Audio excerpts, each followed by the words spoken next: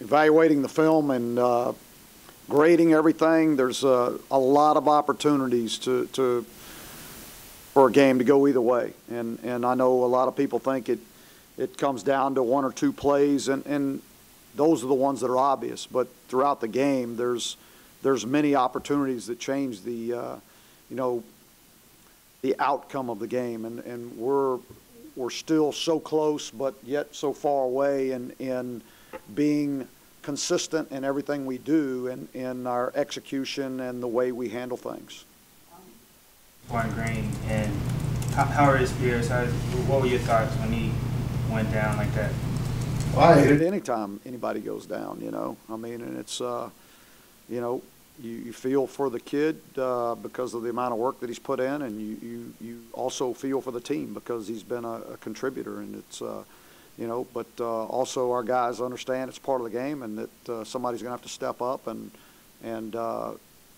make some plays. Spirits, he's good. He's good. He's got a great attitude. Opportunities you just alluded to, do you weigh any of them more than any others? And if so, which ones maybe? Well, everybody, I think everybody weighs them more than others because they come in critical situations, but there's so many opportunities to build up to those situations, that if we can finish a block here or, have just proper alignment on leverage on a receiver here or, whatever it is. I mean, you may not be in that situation. But when it comes down to it, no matter what the situation is, you still got to make the plays. When you lose 2 games in the fashion that you lost them in, do you worry about your players going forward when you're in a situation like that, a similar situation, a tight game like that going forward?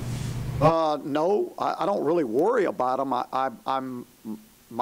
My deal is that when we talk about that, it's like, learning from that situation. It's so that when you are in that situation again, you can be successful because you've been there before and you know what you have to do. You know what the focus level needs to be, the concentration, the amount of effort that it'll take, all those things. So I don't really worry about it. I think the way I look at it is that we're fortunate we've been in those 2 situations. We didn't get it done, but I'll expect us to the next time. In there in the final minute, I think you guys had the ball at 39. What was your thought there? Did you consider setting up for a field goal at that point in time? It was score and win the game was my thought process, and I didn't feel like when we didn't get much out of that series, and I think we didn't get close enough, in my opinion, where I felt comfortable kicking the field goal at that time. If on 3rd down, if we'd have picked up 2 or 3 more yards, then it would have, to me, it would have been realistic. So it's not trying to get 10 yards to set up the field goal. It's trying to score to win. Yeah, we were trying to score to win. It wasn't just, hey, let's kick a field goal. It was let's move the ball, let's move the chains like we're going to do in every situation. It wasn't a, hey, let's just pick up, a few yards and try to kick a field goal.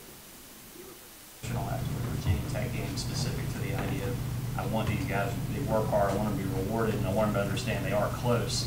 But sort of piggybacking on Jonathan's question, I mean, do you think they understand that, or is it hard to keep them from going into a slumping, here we go again kind of thing?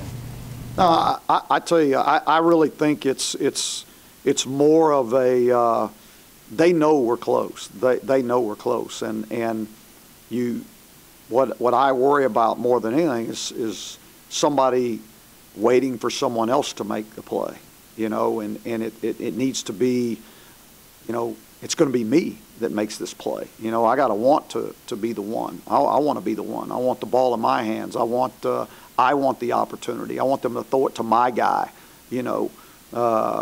That's the mentality that you need when it comes down to a critical situation. You can't look at it any other way. Is that why you looked to score in that situation after Renee's interception? Is that also why you tried a great wider variety of different stuff, some of the trickery, the Corrales throw. Yeah, I mean, we're gonna play to win. We're gonna call to win. We're gonna, we want our guys to feel confident that we have confidence in them, and that we're gonna go win the game. We're not gonna be conservative and try to play not to lose. I mean, we're gonna play to win. 3 times in the first half in short yard situations. You guys got first downs all 3 times. He said after the game that it's something that you guys have been doing a little bit more in practice lately. Is that a result of Nathan and his skill set, or is it a tweak in your philosophy zone? It's more of, any of our quarterbacks can go under center. And so it's not really just a skill set for Nathan. And I wouldn't say it's a tweak in my philosophy. I'd say it's a game plan. I mean, we see something there that we feel like we can take advantage of. And so, game plan wise, we do that. I mean, whether we go, if we do it, we're doing it for a purpose, So it's not a tweak in my philosophy. Because I don't know how many times I've gone under center, since I've been here, but.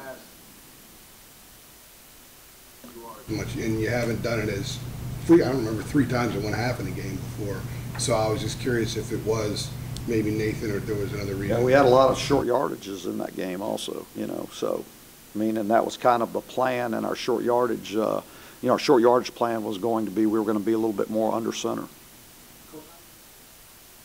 Full of players who are kind of at that point of the season where they might be on the fringe of giving up, or they might be on the fringe of just maybe losing a little bit of the locker room or whatnot, and still keeping these guys focused on the fact that you still have X amount of games to play. Yeah, I'll be honest with you. I don't sit around and worry about whether our guys are going to fight and scratch and claw all the way through every single game. I don't worry about that. We got really good leadership on this football team, and our leadership handle the team morale. They handle those things. What we do is put together a game plan that we hope can put our guys in a position to win, and our guys are going to be ready to play. They're going to be ready to play, and they're going to play hard. I don't think there was any question about their effort on Saturday night, and they're going to continue to do that. I feel very comfortable about that. Following that up, how proud does that make you amidst all the adversity that you guys have been through this season and the offseason, and you still are getting that type of effort from your guys in games like these? Yeah, it's expected. It's who we are. And so, just because you have adversity, I guess when you do have adversity, the easy thing would be, to give in. But, if you want to have success, or if you want to be successful, that's not the answer. Giving in to anything is not the answer. So, I hope that all of our guys understand that. I would think they do going through this program. Down about ball security at every position is a big, big deal. And Michael Carter's had fumbles now where not just blindside hit, but sees a hit coming and sort of a repeat. He didn't make it back on the field after the last one. Does he have to earn back trust with you at this point in terms of as good of a player as he is, he's got to hold on to the ball? Well, yeah, they all know that the ball's the most important thing, and if you don't take care of the football, you won't be on the field. Somebody else will be out there that's taking care of the football. It's not that Michael has to re-earn my trust or anything like that. I trust Michael Carter. It's more of it's a point of emphasis. You got to take care of the football, and it doesn't matter what the situation is. Or if it's on the first play of the game or the last play of the game, you still got to take care of the football. And so Michael will get it corrected. He'll get it corrected. He's a good football player, and I promise you, it hurts him more than it hurts anybody else out there. You had a lot of success with Daz and Newsome in the first part of the game, and then I don't know if y'all got away from them or if Syracuse took that away. What did you see on tape with what happened in the second half with Daz maybe not getting the ball as much as maybe you would like? I don't know. He took one down, about 60 yards down to about the 10, wasn't it, in the third quarter, wasn't it? And then we scored the next play afterwards. So, are you asking? It seemed like he wasn't getting the opportunity. Way, or maybe I am wrong. You had on the one short yardage. I mean, we handed it to him. You know, I mean, they're gonna eventually you can't do that every single time. I mean, you know, I would say Daz had a heck of a game, and the times we got the ball in his hands, he made plays, you know, and so we're always looking for ways to get him the ball.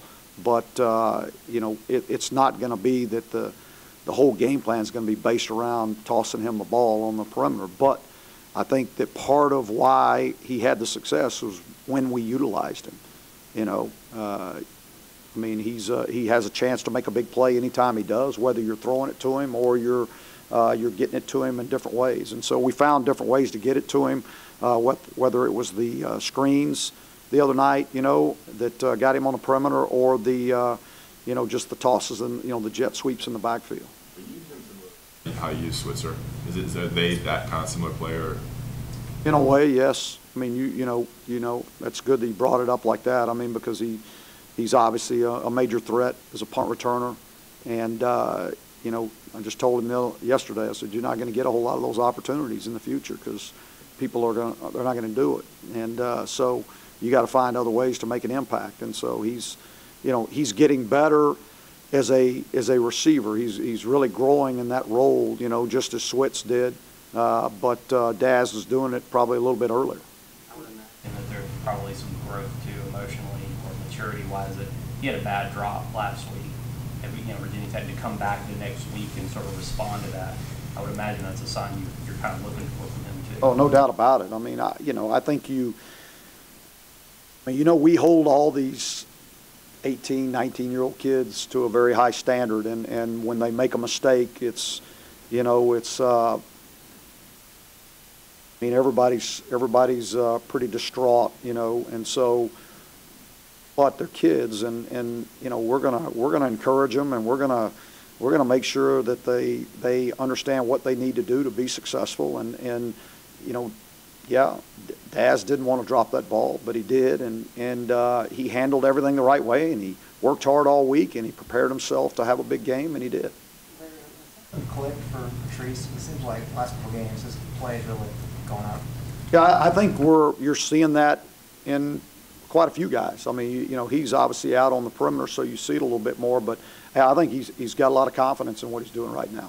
I really do. I think, you know, another guy I'm going to point out that 2 weeks in a row has probably played the best he's ever played is Jake Vargas. You know, now you guys don't see that because he's in the mix a lot into what's going on, but he's really played extremely well. You know, just like Patrice. It's probably Patrice's two best games. I mean, so we're starting to see, you know, we're seeing guys make a lot of improvement in a lot of areas, and but we still got to get it, you know, we got to get it done. Jason Sturbridge is another one of those guys. Has that rate that he's been growing the last month to 6 weeks, is that kind of what you guys envisioned when you moved him inside? Yeah, because he's got, you know, he still has all the quickness and everything that he needs, and he's you know, he's strong and he's durable, and he's made a lot of plays for us. Because there was a need inside, was he maybe not what you thought he was going to be outside, and he'd be better suited for the inside? Well, we've done that with quite a few guys that have come in at end and grown them into three techniques, and you know, he's a guy that it just happened naturally for him as he got here, and he got bigger and stronger, and you know, move him inside, and he still has that, you know, quick step. So we think it's an advantage. Wait, he hasn't lost any of that quickness at all. No, not at all. Coach, a comment on Virginia and their program right now, the momentum they have going, especially this season right now. They're contending for the Coastal Division Championship. They're going to be a formidable opponent. Yeah, no doubt about it. Broncos done a really good job with these guys. They're playing, you know, really well defensively, and I know it's his defense and what he does defensively that creates an issue for teams, and he's done a good job, and they have done a good job. You know, on offense, they got the big quarterback that you know, likes to run the football, and the, you know, the receiver number 4 that they're getting the ball to a lot of different ways, and they're playing hard-nosed physical football. When you talk about how you were one of the first coaches to recruit him, what did you like about him early on?